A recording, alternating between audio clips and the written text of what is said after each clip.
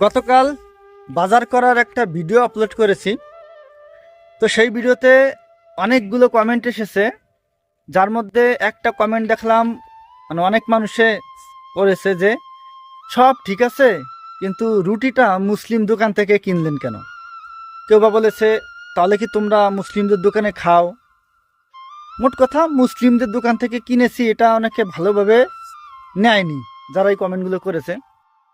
আর যারা করেছে তারা সবাই ভারতের মানুষ। তো তাদেরকে একটা কথা বলি, বাংলাদেশের 92% মানুষ হচ্ছে মুসলিম। মানে 100 জন মানুষ খুঁজবেন তার 92 জন পাবেন মুসলিম মানুষ। তাহলে আপনি কি করে ভাবেন যে মানে বাংলাদেশের দোকানপাট হিন্দুদের বেশি হবে? বাংলাদেশের তো মুসলিমদের দোকানপাট বেশি, আর মুসলিমদের দোকান থেকে রুটি নিছি, এতে কি এমন মহাভারত অশুদ্ধর কাজ হয়েছে ভাই? আমি কিন্তু জানি না।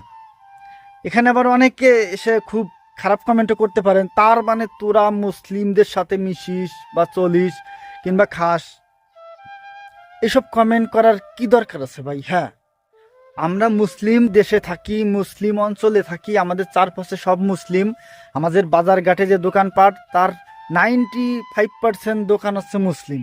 সুতরাং আমরা সব কিছু মুসলিমদের সাথেই করি, এতে কি এমন সমস্যা?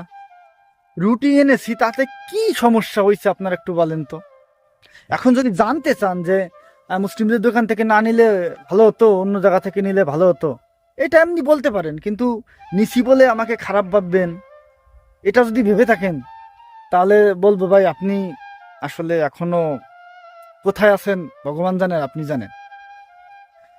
মুসলিমদের দোকানের থেকে নিছি, তাতে কি এমন হয়েছে বলেন তো? জাত চলে গেছে, ধর্ম চলে গেছে? বাংলাদেশে মুসলিম প্রধান দেশ, মুসলিমদের দোকানপাট বেশি, মানুষ সংখ্যা বেশি, সবকিছু বেশি, সুতরাং তাদের কাছ থেকে নিতে হবে। ভারতে হিন্দুদের সংখ্যা বেশি, ভারতের মুসলিমরা কি হিন্দুদের দোকান থেকে মালামাল কেনে না? ভারতের মুসলিমরা কি হিন্দুদের দোকানে গিয়ে খায় না? সব কিছুই তো করে। আর কি মুসলিম সমাজ তাকে বলবে যে হিন্দুদের দোকানে গিয়ে তুমি খাবা না, হিন্দুদের দোকান থেকে কোনো কিছু কিনবা না, এগুলো বলবে?